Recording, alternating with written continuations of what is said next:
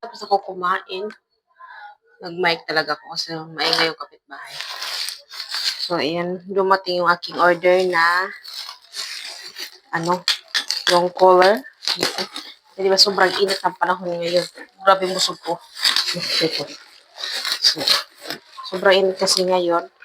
At kada gabi talaga gumastos ako ng ice na 20. Ilalagay ko sa planggana yung parang ganito siya. Ganyan. Tapos, buksan ko lang siya. Patapatan ko siya ng electric fan, magdamag para hindi masyadong mainit. Tapos ito, dumating na siya. Mura ko lang naman ito nabili sa TikTok as in like halos 300. So, sana nga okay siya. Grabe man din to eh. Grabe mang secured talaga.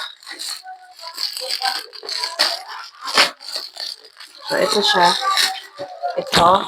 Ayan. Ganun siya. So, ayan.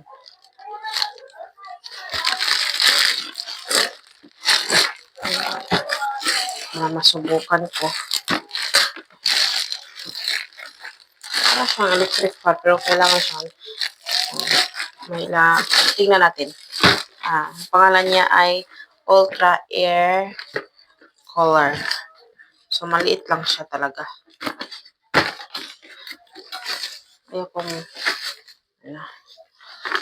kasi, yan, ito siya. Meron siyang manual, gano'n. Tapos, ito siya. Ang cute naman niya. So, ito siya. Ito pala. So, ito yung parang niya. Bubuksan natin gano'n. Tapos, ito. Buksan natin yan. Ito siya. Ito yung lagayan ng ice. Tama ba? Baka mamaya mali ako. So, ayun. Ito yung lagayan ng ice. Ito yung charge niya. Try natin. So, hindi ko naintindihan. Basta alam ko ito yung nakita ko sa nung video doon na nag-online selling. No? Like, ito yung lalagyan ng ice. Hindi ko maintindihan Chinese eh. Chingkwa-chikwa eh. So, ito siya. Yan, no? Medyo mabigat din naman siya. Ito yung charger niya. Charge natin dyan. Yan. Tapos, syempre may ice ako dito. Try natin. Lagyan ng ice.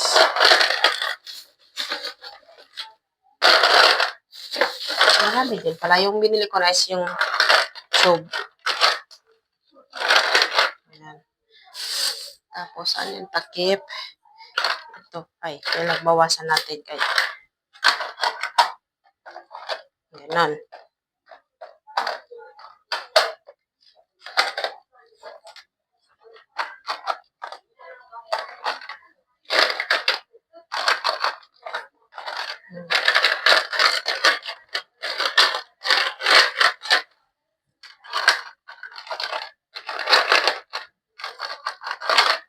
Ano ba yan? Hindi man nasarado.